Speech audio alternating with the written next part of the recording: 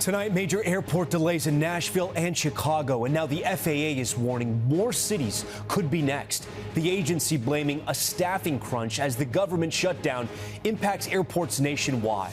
The new delays right now, air traffic controllers working without pay. Now some are calling out. One airport's tower unmanned for hours. Pilots told to call a 1-800 number for instructions. Also breaking tonight, dangerous flash flooding drenching parts of the South. Louisville streets underwater, cars and trucks submerged. Some areas recording a month's worth of rain in one day. Plus, we're tracking the potentially dangerous storm that could slam the East Coast. The fiery hearing, Attorney General Pam Bondi grilled by Senate Democrats, what she said when asked about Jeffrey Epstein's potential client list. A medical chopper spiraling out of control, slamming down onto a busy freeway. Hero drivers jumping into action, lifting the heavy wreckage to save the person trapped below. Plus, this just in, the dramatic rescue after a small plane went down in the Everglades. We'll show you how they were rescued. The urgent negotiations to save the hostages still held by Hamas. Richard Engel on the ground as Israel marks 2 years since the brutal Hamas terror attacks. Using AI in court, one woman losing her case with a lawyer, but getting a victory on appeal using ChatGPT. Can artificial intelligence replace lawyers? And oh, what a night. The heartwarming moment one beloved cheerleader was asked to the big dance. Nightly News starts right now. This is NBC Nightly News with Tom Yamas. And good evening. The shutdown in Washington is now having very real consequences for Americans nationwide. Right now, we're tracking delays at airports across the country. Air traffic controllers are working without pay because of the government shutdown. And now some of them are calling out. It's hitting control towers that are already short-staffed hard. Today alone, there have been delays in Nashville and Chicago, and those delays after an air traffic control tower in Burbank sat empty for hours. And the FAA is warning more major airports could soon be affected. And for those government workers who were expecting back pay once this is all over, President Trump is now raising the stakes, suggesting those checks may never come. We have it all covered tonight, and we start with Tom Costello. Tonight, Nashville and Chicago are the late-breaking airports dealing with delays due to a shortage of controllers. The FAA warning that Philadelphia, Indianapolis, Albuquerque, Dallas, Houston, and Boston could also be affected, all fueling concern that what happened in Burbank could soon spread. Everything in the tower is closed. You have to call the 800 line. With no controllers in the tower, pilots had to call San Diego controllers as delays quickly grew. I wouldn't want to come to work if I'm not getting paid either, truthfully. Controller shortages have also caused delays at Newark, Denver, and Phoenix. Controllers are expected to work without pay for now, even as they're already working mandatory overtime to make up for too few controllers. The FAA and union suggest stress may be a contributing factor. They've got houses, mortgages, car payments. They have to put food on the table. They're concerned they might not get a paycheck, right? So far, controllers have not missed a paycheck. One controller tells NBC News the sick calls will start coming in because some controllers have to work a second job to bring money in. Does the union have any plans at all to organize some sort of a sick out across the entire union? Absolutely not. We are going to show up to work, again, to serve the American people. We don't control the government opening or the government shutting down, and we sure don't control the government ending it. While controllers are not furloughed, the president today suggested government workers who are may not receive back pay. For the most part, we're going to take care of our people. There are some people that really don't deserve to be taken care of, and we'll take care of them in a different way. All right, with that, Tom joins us now live from Reagan Airport. Tom, remind our viewers, there's a law meant to protect furloughed workers in this exact situation? Yeah, that's right. A 2019 law requires back pay for furloughed government employees. By the way, it's also illegal for air traffic controllers to go on strike. So we're going to be watching very closely. If they start missing paychecks, will those sick calls increase, and therefore could the delays increase, Tom? Tom Costello for us tonight. Tom, thanks. We're also tracking frightening flash floods in Kentucky today. Cars submerged, a highway blocked, and roads looking like rivers. NBC News meteorologist Bill Cairns tonight with the dangerous weather. Life-threatening flash floods in Louisville, Kentucky, as more than 4 inches of rain fell this morning. making the nickname River City all too real for many. Some drivers splashing through drenched roads despite alerts to avoid unnecessary travel. Look at this, Oak Street. The rain overwhelming drainage systems, this manhole cover bubbling from the water pressure. Water is rushing out of the ground. The mayor's office saying about a dozen calls came into 911 for help involving cars like this one, submerged and stranded. The mayor urging caution. If you're driving, turn around and don't drown if you see standing water. A jackknife truck temporarily closing down northbound lanes on I-65 as suburban backyards were left completely underwater. Holy crap. The view outside this business showing how high the water came up on a truck, cars and vans in the parking lot. A plane at Bowman Airfield skidded off the runway, crashed through a fence and onto the neighboring golf course. The 4 people on board luckily reported to be okay. The deluge in Louisville today, part of a cold front now moving northeast towards the I-95 corridor. Bill joins us now live. Bill, I see your radar there. You're tracking something big coming later in the week. Yeah, a nor'easter of all things. And this looks to start Friday in the southeast. By the time we get to Saturday, this storm will be getting much stronger and impacting the Outer Banks and areas of South Carolina. By the time we get to Sunday, it's the mid-Atlantic that'll have the high waves, the rain, the windy conditions on the coast. We may even see coastal flooding, power outages from this. The big question is how far north does this get? Does it make it to New England and New York? We'll pinpoint that in the days ahead. All right, we'll stay tracking it. Bill, thank you. We head down to that fiery hearing on Capitol Hill. Senate Democrats grilling Attorney General Pam Bondi over DOJ investigations and questions over the Epstein files, with Bondi pushing back hard. Here's Kelly O'Donnell. Attorney General Pam Bondi, combative in today's hearing. Don't call me a liar. Frequently clashing with Senate Democrats. Don't you ever challenge my integrity. A key issue, whether political independence or political interference guides decisions at the Department of Justice. I am not going to discuss any internal conversations with the White House with you. Illinois Democrat Dick Durbin pressed on the legal rationale for deploying National Guard in American cities. What's the secret? Why do you want to keep this secret? The American people don't know the rationale behind the deployment of National Guard troops in my state. They're working to protect you. I wish you loved Chicago as much as you hate President Trump. On display, a poster-sized version of President Trump's social media message imploring Bondi to investigate his perceived enemies. 5 days later, former FBI Director James Comey was indicted. Bondi defended the process. So you were unwilling to tell this committee about conversations with the White House. James Comey was indicted by one of the most liberal grand juries in the United States. Bondi rebuffed questions about the Jeffrey Epstein case and whether any photos of President Trump, who knew Epstein, are in government files. Yeah, you're grilling me on President Trump and some photograph with Epstein? Come on. Republicans urge Bondi to investigate why the FBI had obtained phone records of several GOP senators as part of a January 6th probe. And separately, she pledged to make a public report on left-wing political violence. Tom? All right, Kelly, thank you. We head to California now, where a helicopter crashed onto a busy highway.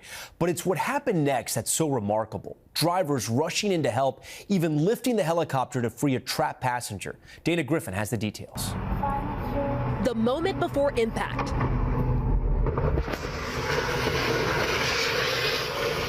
This medical helicopter comes crashing down Monday night on a busy Sacramento highway.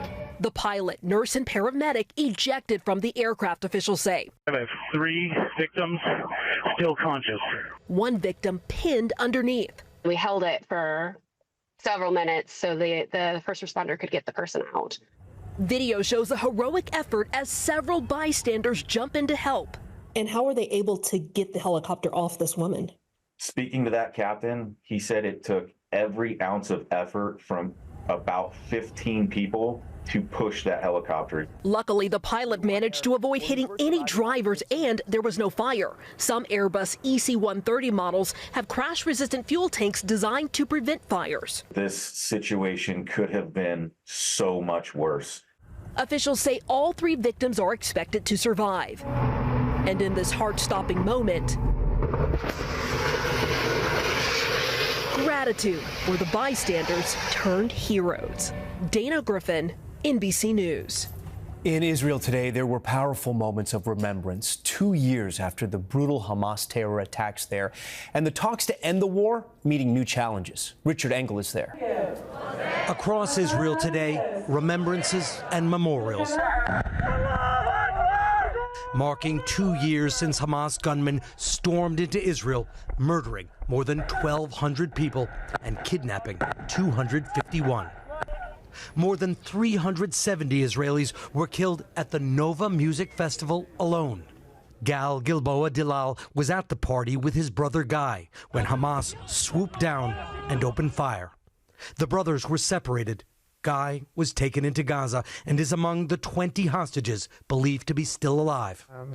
Every day is a new process of losing your hope and getting them up again. Tonight, Israelis are gathering in front of Prime Minister Netanyahu's residence.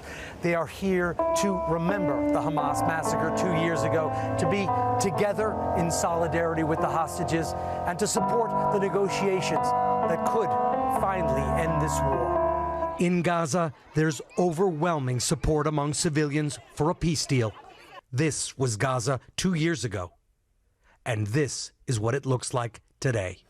Medical officials say more than 67,000 Palestinians have been killed. In Egypt, indirect negotiations continue today over President Trump's peace plan.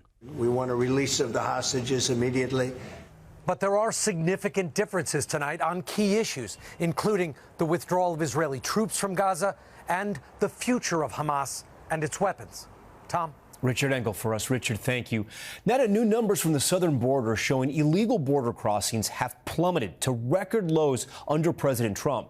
A dramatic change from the scenes we saw along the border just a year ago. Julia Ainsley has our new report. Tonight, new numbers showing the dramatic change at the border. We've got the most controlled border we've ever had in the history and in my lifetime in the Border Patrol.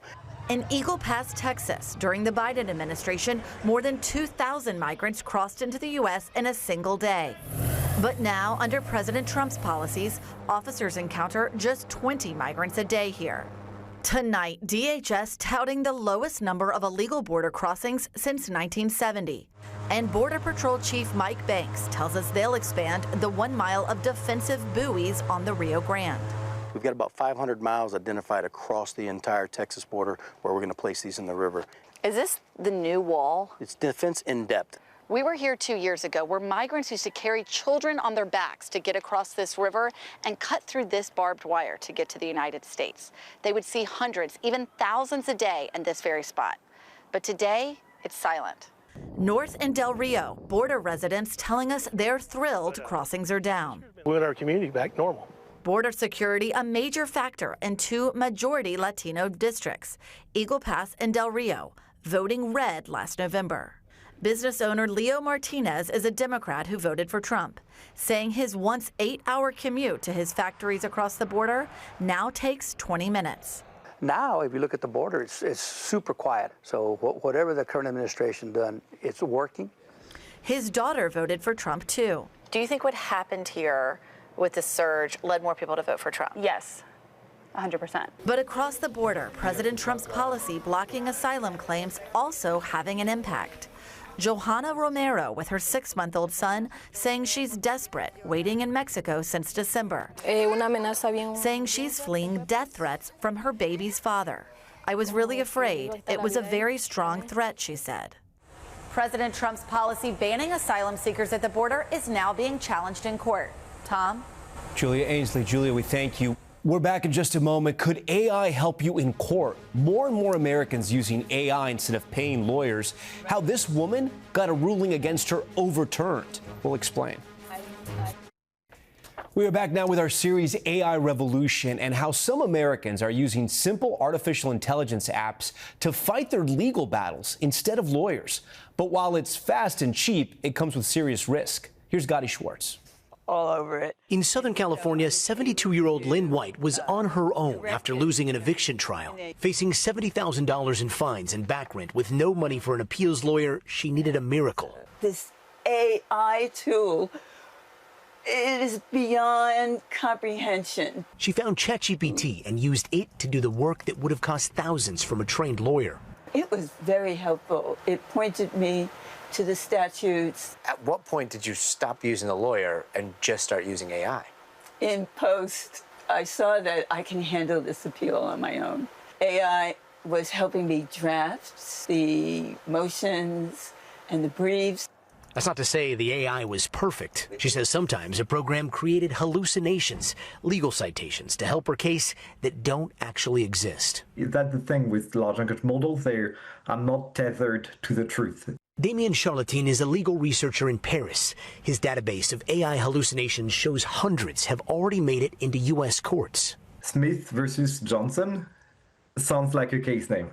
And for the AI, it's enough that it sounds like its case name, regardless of whether it is an actual case. Then Lynn showed us her hacks to avoid hallucinations, pitting AI engines like Perplexity against ChatGPT. We're in ChatGPT right now. It uses this case as a citation, and then I would go over to Perplexity. So you're using one AI to fact check another AI? I am. In the terms of service for the AI program she uses, it states they should not be used as substitutes for a qualified professional, but Lynn is a believer. If it wasn't for ChatGPT, I would have given up. And in her case, that virtual legal assistant had a real Perry Mason moment. What was the outcome? The outcome was good for me, bad for the plaintiff. Do you think you could have done it without AI? Absolutely not. Armed only with arguments shaped by AI, Lynn notching a win. The judgment against her overturned for now. Did it feel like David and Goliath? It does feel like David and Goliath, except AI is a slingshot. Gotti Schwartz, NBC News, Los Angeles. And we are back in a moment with the aerial rescue in the Everglades. Rescuers hoisting a downed student pilot and the instructor standing on top of the wreckage. We're back now with new video of a rescue after a plane crashed in the Florida Everglades. Take a look. Crews found a student pilot and the instructor standing on the wing of the plane. You see them right there. They went down with engine trouble moments after takeoff from nearby Miami. Air rescue teams hoisted them to safety. Neither was badly injured. That's good news. And in Florida, a great moment caught on camera. Okaloosa County releasing this body cam showing a dog named Eeyore leading a sheriff's deputy to an 86-year-old woman reported missing while out on a walk with the dog. Eeyore brings the deputy to the woman who's lying in the grass. Here's the moment the woman learns the dog helped find her. Good boy. He wouldn't leave. He kept coming back to me. He ran up to my car and I said, "Bring me to your mommy," and he ran back here. I think Eeyore deserves a steak dinner tonight. All right, when we come back, the cheerleader, the football player, and the surprise proposal for a high school homecoming that's melted our hearts. That's next.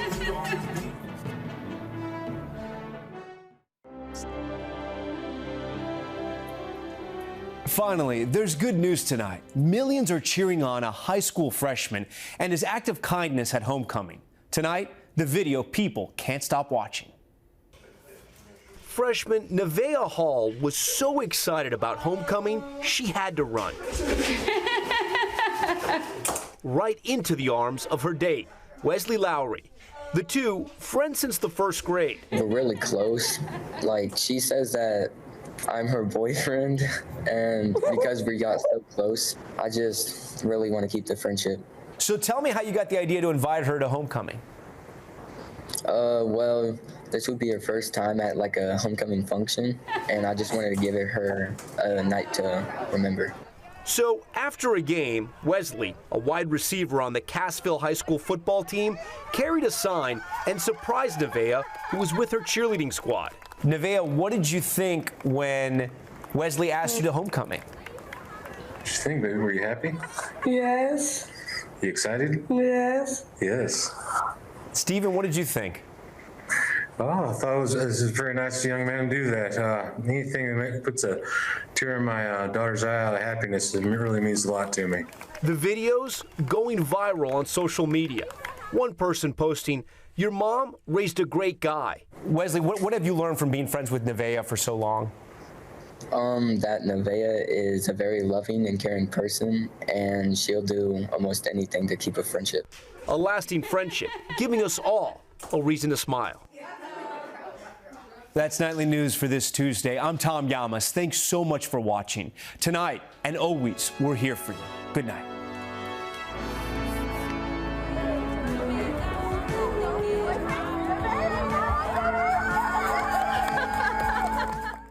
We thank you for watching, and remember, stay updated on breaking news and top stories on the NBC News app or watch live on our YouTube channel.